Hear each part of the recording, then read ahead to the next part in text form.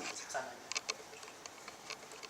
Oke, baik teman-teman sekalian, saya akan mengawali materi presentasi kita di pagi hari ini dengan bercerita tentang bagaimana sih apa sejarah mengapa lembaga Alkitab di dunia bisa berdiri. Nah, kisah ini agak cukup unik karena dikisahkan adanya seorang gadis kecil zaman dulu kala yang ingin punya Alkitab tapi susah, sehingga dia harus berjuang, tanda kutip berjuang mati-matian ya, usaha keras untuk mendapatkan atau membeli sebuah Alkitab pada saat itu. Nah, gadis kecil ini bernama Mary Jones, lahir pada tahun 1784 di sebuah desa bernama Desa Pennon. Nah, itu di negara Wales atau di Inggris Raya, di daerah Eropa sana. Nah, Mary Jones kecil ini walaupun lahir di Inggris ya, tapi bukan keturunan raja atau ratu Inggris. Hanya dari keluarga yang sangat sederhana, dari keluarga yang biasa saja. Papanya hanya kaum buruh biasa yang pendapatannya tidak banyak. Mamanya atau ibunya ibu rumah tangga. Jadi secara ekonomi mereka bisa dikatakan keluarga yang sangat pas-pasan secara ekonomi. Namun walaupun dalam keterbatasan ekonomi seperti itu, keluarganya bisa dikatakan keluarga yang tak beribadah pada Tuhan. Setidaknya setiap hari Minggu, seperti umumnya orang Kristen lainnya, mereka datang ke chapel, mereka datang beribadah, menyanyi memuji Tuhan dan mendengarkan firman Tuhan. Dan hari Minggu bisa dikatakan ada hari kesukaan dari Mary Jones. Kenapa? Ya karena di situ adalah hari libur dari papanya tersebut. Dan papanya biasanya di hari libur ini atau di hari Minggu akan banyak menceritakan kisah-kisah di dalam Alkitab ke anaknya yang ke Mary Jones. Dan mungkin papanya ini cukup pandai bercerita pada Mary Jones, sehingga Mary Jones pun sangat senang dan begitu tertarik akan cerita-cerita Alkitab yang biasa diceritakan oleh papanya ini. Jadi hari Minggu adalah hari kesukaan dia, selain dia bisa berjumpa atau punya baik waktu dengan orang tuanya, dan dia pun menanti-nantikan hari Minggu karena ingin mendengar cerita-cerita Alkitab ini yang bisa diceritakan oleh papanya ini. Dan Mary Jones sangat senang. Namun kondisi saat itu, Mary Jones hanya sebatas mendengar cerita Alkitab. Karena apa? Papanya atau keluarganya nggak ada yang punya Alkitab. Bukan hanya papa dan mamanya saja, tapi umumnya warga di desanya itu nggak punya Alkitab. Karena kondisi pengadaan Alkitab pada masa itu tidak seperti dengan dunia kita sekarang, khususnya di Jakarta, yang bisa dengan mudah datang ke toko buku atau kayak lain bisa beli Alkitab atau bisa via online. Tapi zaman Mary Jones kecil belum secanggih itu, teman-teman. Nah, Mary Jones atau kondisi saat itu Alkitab masih sangat langka, belum dicetak massal. Ya, orang yang mau beli pun harus nunggu dulu, dan yang mau beli pun harus punya uang banyak karena sangat mahal saat itu. Ya, dan kondisi ekonomi keluarga Mary Jones tidak memungkinkan mereka untuk bisa punya Alkitab pada masa itu.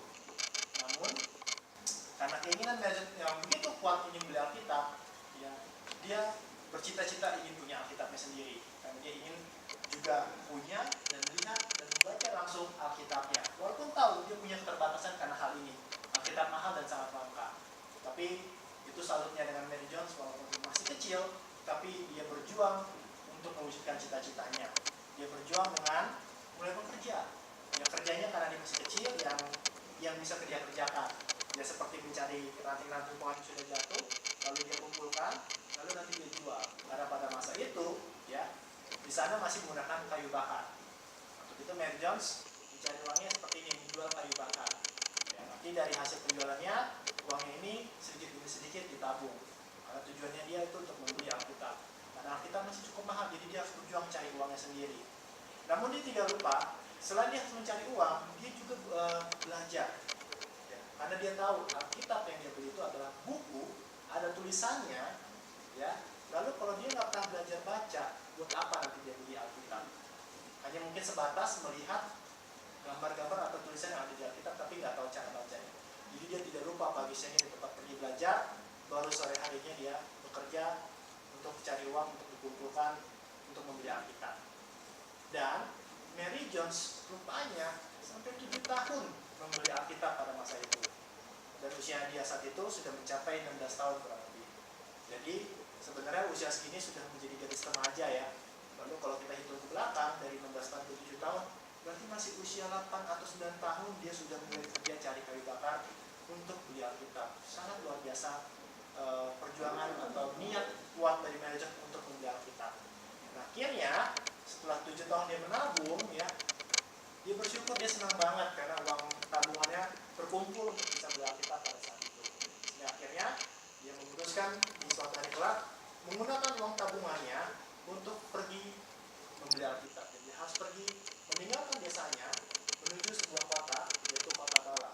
Di mana jarak dari desa ke kota Bala ini itu 41 km, dan dia harus menempuhnya dengan jalan kaki, dan dia tempuh dengan seorang diri, tidak ada temannya.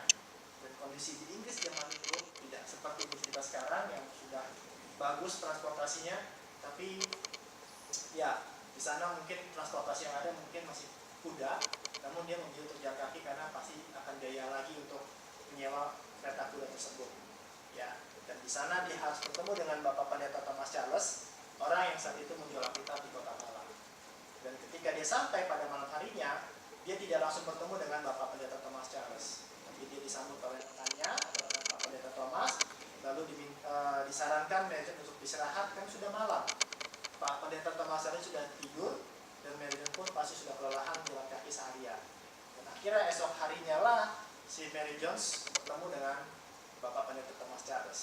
Dan rupanya ketika dia berjumpa dengan Bapak Pendeta Thomas Charles, Alkitab yang tersedia di rumah Bapak Pendeta Thomas Charles hanya tinggal satu, dan itu pun sudah pesanan orang.